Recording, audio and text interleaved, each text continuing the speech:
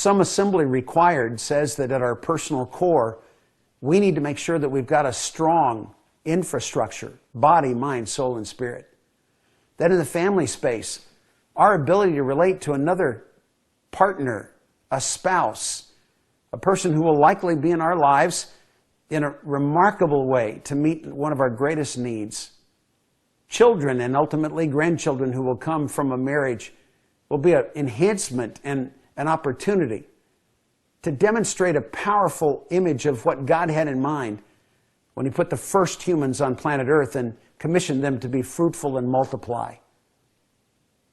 Our careers take a very important place in our lives, and we're going to give appropriate attention to that because a life well lived includes a career well served.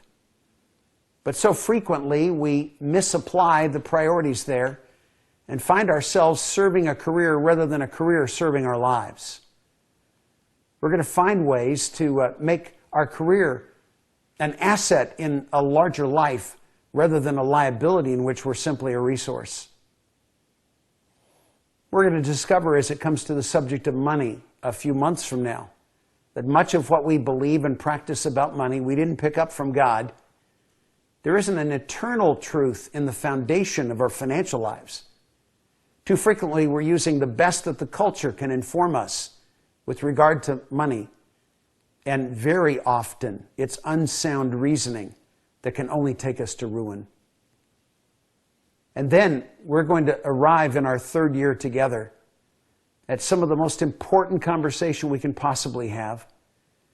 And that's a deeper understanding of this idea of our role in a drama that began at the earliest moments of time and will continue into a future where the horizon just is marked with the designation of eternity. And we're playing a part in this grand drama that God calls history, His story. We're going to find that our calling is our unique placement, a role for us to fill, a part for us to play, a contribution for us to make. And we're going to discover that most people have taken far more attention and time and money in refining their careers, but tragically have never been helped in making some commitment of their capacity to discover what God called them to be and to do. That will be the highest point of our conversations in this time together in Masters Online. Life mastery, life to the max, some assembly required. Jesus modeled it, and the men who followed Him in the first century knew it. Those who were designated apostles were commissioned to demonstrating in their own life experience the model that was begun by Jesus.